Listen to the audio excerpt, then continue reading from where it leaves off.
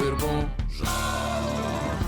É sexta-feira, Bossa, e se 18 minutos para as 10 da manhã. Estava prometido ainda ao longo desta manhã conversarmos com a Joana Ivónio. É o que vamos fazer daqui a pouco. Joana Ivónio, aliás, às 10h10 da manhã, para conhecer o projeto Rota Segura para a Escola, um dos projetos a concurso do OPAD, o Orçamento Participativo com Ação Direta, promovido pela Câmara Municipal de Aveiro, no qual você também pode e deve votar se for recenseado no município de Aveiro e tiver mais de 18 anos até 30 de setembro. O Gustavo vai chegar por volta das 10h40 com clássicos de bolso. Para já em estúdio, porque está na hora, liberdade de expressão com os nossos politicamente incorretos Francisco Gomes e Tiago Queiroz. Bom dia, Maria João, bom dia a todos os ouvintes da Rádio Terra Nova. Muito bom dia.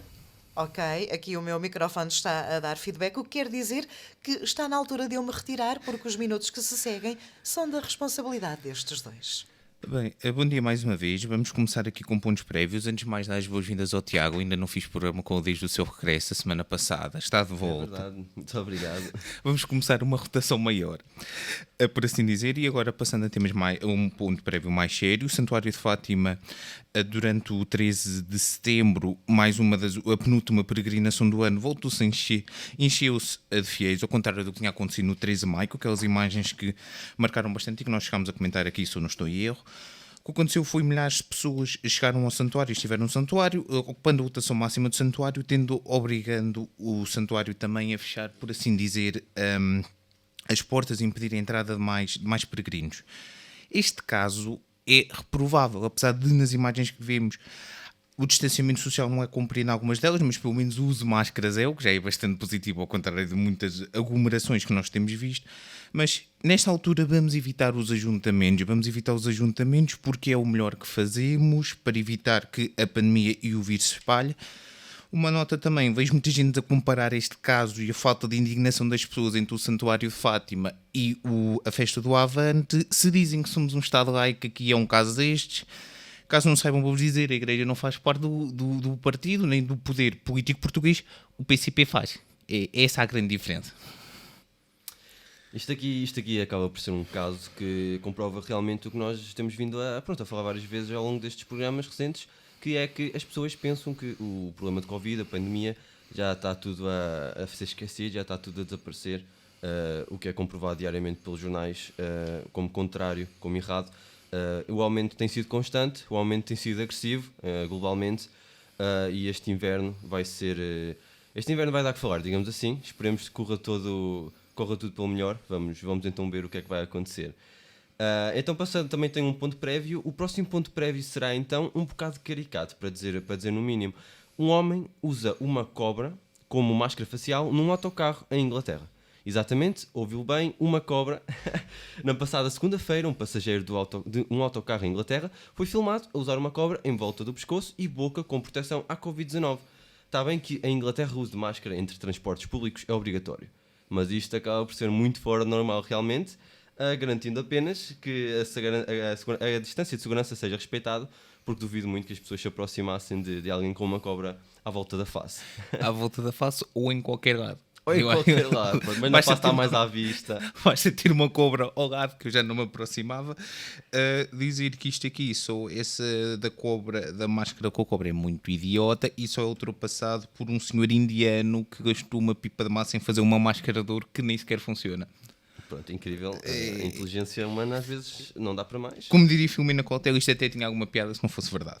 Agora, passando aos temas, realmente, e vamos falar de uma coisa mais séria, e vamos para a América Latina, a América do Sul, e não vamos falar de Bolsonaro, vamos falar de um grunho da América do Sul, que não é Bolsonaro. É novidade.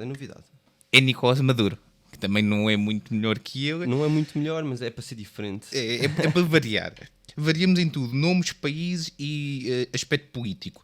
A Organização das Nações Unidas, liderada por uma jurista português, fez um relatório falando que o país viola diversos direitos humanos, são vários o que eles escrevem, entre eles prisões arbitrárias, tortura, homicídio, desaparecimentos forçados, acusações extrajudiciais, violações e abusos sexuais. São diversos os crimes, inclusive o relatório fala das diversas autoridades que estão envolvidas efetivamente e literalmente no caso, fazendo mesmo este auto.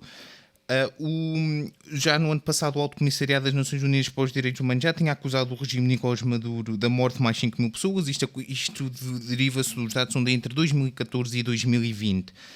Estes dados provam muito aquilo que já se tinha falado há muito tempo e que já se fala há muito tempo da falta de respeito dos direitos humanos pela Venezuela. Todos nós nos recordamos nos últimos anos de ver a discussão entre Maduro e Guaidó, quem é que é ou não é o presidente da Venezuela, e diversas imagens que nos vêm surgindo numa altura mais rápida e noutra altura de forma mais espaçada sobre o povo de venezuelano e a forma como estes aqui passam fome e como são tratados e tudo aquilo que nós vemos nas imagens deste tipo de regime, porque o que acontece na Venezuela é um regime ditatorial. Só que não é um regime ditatorial como alguns espertos políticos que têm tanta esperteza como uma Rocha em Portugal vêm dizendo: o regime da Venezuela é uma ditadura de esquerda. Existem ditaduras de esquerda, assim como existem ditaduras de direita. O facto de nós falarmos como existe não invalida a existência da outra.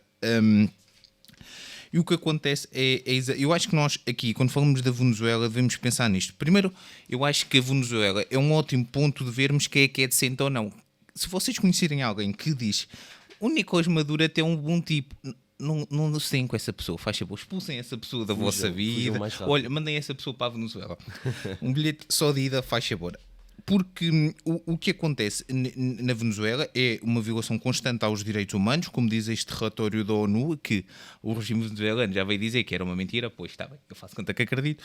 Mas é um aspecto que eu gostava de dizer aqui no final da minha intervenção, que é: olhamos para a Venezuela e temos que olhar e discutir casos como a Venezuela, assim como discutimos outros casos. Nós, também faço aqui a meia culpa, muitas vezes trazemos várias vezes, como há bocado, eu até brinquei no início, falamos de Bolsonaro, quando falamos de malta assim mais extremista na América do Sul, falamos de André Ventura em Portugal, Trump nos Estados Unidos, e ficamos assim muito por este lado da extrema-direita, porque é que tem ganho mais força nos últimos anos.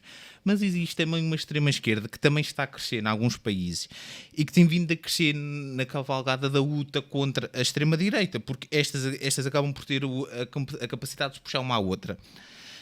Isto é muito grave acontecer, e qualquer dos extremos quer retirar a liberdade individual e as liberdades às pessoas, e nós não podemos deixar isto acontecer, e temos que parar de uma vez por todas com esta discussão idiota de que, se falamos de Nicolás Maduro, estamos a desculpar o que o Bolsonaro faz, e se falamos do que o Bolsonaro faz, estamos a desculpar o que o Nicolás Maduro faz. Não. O facto de nós falarmos de um extremista doido não desculpa em nada o que o outro extremista doido está a falar. Estamos a falar desse extremista porque esse extremista naquela altura fez alguma coisa que merece comentário. E se nós andarmos a desculpar uns aos outros, nós somos culpados pelo crescimento do extremismo e por um crescimento e uma eventual ditadura no futuro no nosso país. Porque se nós lutamos pela liberdade, como alguns dizem que lutam, mas não lutam, e lutamos pela democracia, temos que lutar contra todos aqueles que põem isso em causa. Põem isso em causa. Obrigado, Tiago. Mesmo que eles vistam a mesma cor que nós. Porque isto aqui não é como um jogo de futebol, que os meninos que vestem a nossa cor são nossos amigos e nós temos que lhes passar a bola, e os que vestem outra cor não. Aqui muitas vezes os nossos amigos que vestem a nossa cor querem desmarcar autogolos, por isso temos de ter também atenção a eles. Eu acho que é isto. Eu acho que falamos de Nicolás Maduro, é tudo reprovável que este autêntico lunático, chamemos-lhe assim para não dar processo nem para mim, nem para a Rádio Terra Nova, faz. Temos que criticar, temos que ver, temos que estar atentos, temos que denunciar, assim como fazemos à malta do outro lado, de outros ditadores de direita, como por exemplo o jovem lá da Arábia Saudita, que também é um rapaz muito pouco aconselhável, e temos que ter atenção a isto. Volto a dizer, malta, tenham atenção ao extremismo, e quando falam de extremismo não se deixem levar nesta discussão de que um desculpa o outro. O extremismo é mau, seja ele de esquerda, de direita, de centro, do que quiserem. Exatamente, realmente, relativamente a esta instabilidade que se tem sentido, esta instabilidade política que se tem sentido na Venezuela estes últimos anos e não só, é de facto que há mais que provas de vídeos, de ações que basicamente metem esta situação a arder, digamos assim. Há vídeos de atropelamentos de militares contra manifestantes, manifestações bastante violentas. Obviamente também esta situação de crise e de pobreza extrema. chegou em alturas, para comprar um simples hambúrguer de carne, algo assim do género, custar, como penso, perto de mais de 2 salários, o que é simplesmente horrível, e dá bem para ver o estado da economia e das coisas lá. É verdade que as atitudes deste senhor nunca foram as mais louváveis, digamos assim, e ainda mais com a ameaça de o expulsarem do poder. Por isso temos que tentar que Juan Guaidó acalme as coisinhas, e acredito que acalmará, mas em uma coisa é certa, em termos económicos vai ser algo a longo prazo para conseguir dar a volta a este buraco onde eles estão enfiados já há algum tempo. Passando ao próximo tema, então, segundo um estudo, o nível do mar pode subir 39 centímetros até ao fim do século. Exatamente, 39 centímetros é algo assustador. As pessoas podem pensar, 39 centímetros, isso não é nada, eu sou mais alto que isso, não há stress. Não é assim que funciona. Isso pode afetar literalmente milhares, milhões de pessoas que vivem em zonas costeiras, com plantações e tudo. Então, isto acontece devido ao degelo das calotes glaciares, provocado pelo aquecimento global. Este estudo foi publicado nesta quinta-feira, mas é importante realçar que são conclusões referentes a um cenário mais pessimista, ao pior cenário, sendo por isso tão extremas, digamos, os resultados. Este estudo, publicado na revista científica The Cryosphere, consiste nos esforços de mais de 40 institutos que modelaram 2 cenários de emissões de gases com efeito de estufa. Assim, também como o modo como as massas de gelo da Groenlândia e Antártida seriam afetadas. Então, no primeiro cenário, o aumento constante das emissões levariam o gelo da Antártida a contribuir para o aumento de 30 centímetros do nível do mar. Na Groenlândia, esta continuidade do aumento das emissões levaria ao aumento de 39 centímetros nos oceanos. Podemos dizer que, então, com algo mais, digamos, mais que nos acalma um bocadinho mais, este segundo cenário, lá está, também nos provando o que é que realmente devemos fazer e a preocupação que este assunto tem. O segundo cenário mostra que uma drástica redução das emissões de gases estufa faria com que o gelo da Groenlândia aumentasse o nível do mar em apenas 3 cm, e esta redução de emissões se fosse sentida na Antártida, poderia inclusive, o que é incrível, fazer até com que esta superfície de gelo na Antártida aumentasse e baixando o nível do mar em 8 cm. Eu acredito que este baixo extremo também teria algumas consequências, mas penso que seria mais grave um aumento mais drástico, digamos assim. Vários estudos anteriores alertaram para este perigo do aumento do nível do mar, que até 2100 estima-se que pode ameaçar centenas de milhões de zonas costeiras, obviamente pessoas, cidades e muito mais. Setores também seriam muito afetados. Algo curioso, mas assustador, é que na hipótese, esta curiosidade é engraçada, na hipótese dos glaciares da Antártida e Groenlândia derreterem totalmente, o nível dos oceanos pode subir algo como 65 metros. Para terem em perspectiva, a Torre Pisa tem 57 metros e já é um edifício assim, digamos, altinho. Esta pior hipótese dos 65 metros seria simplesmente avassalador para a humanidade e ia nos dar muitos problemas, certamente. Temos que apoiar políticos defensores do ambientalismo e de uma maior de uma preservação da Terra, algo que falamos frequentemente no programa, e lá está, isto aqui prova mais uma vez que o aquecimento global é um perigo real que afeta tudo e todos. Deixo aqui então mais uma mensagem, como já deixei muitas eu e os meus colegas, a dizer que pessoas não ignorem os efeitos do aquecimento global, não ignorem o ambientalismo e todas as medidas mais verdes que andam a tentar impor nestes últimos anos, porque realmente a sua importância é drástica.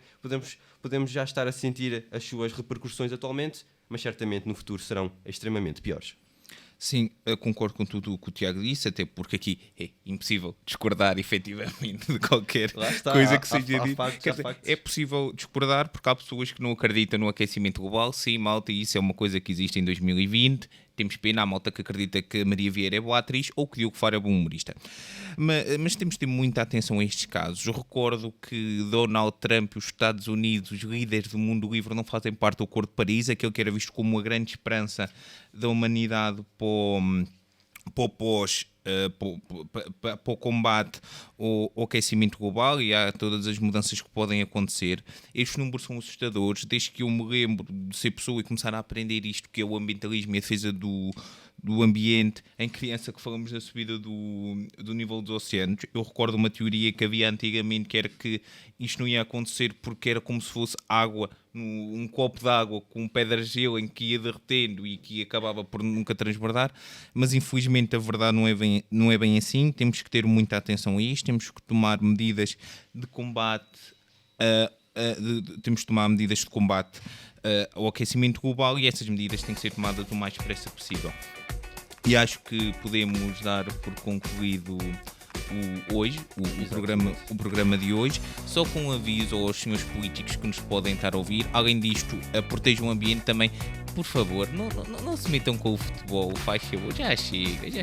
Os vossos dois mundos já são alvos de muitas suspeitas separados. Não se juntem, senão não dá para vos defender. Nós tentamos, mas não dá.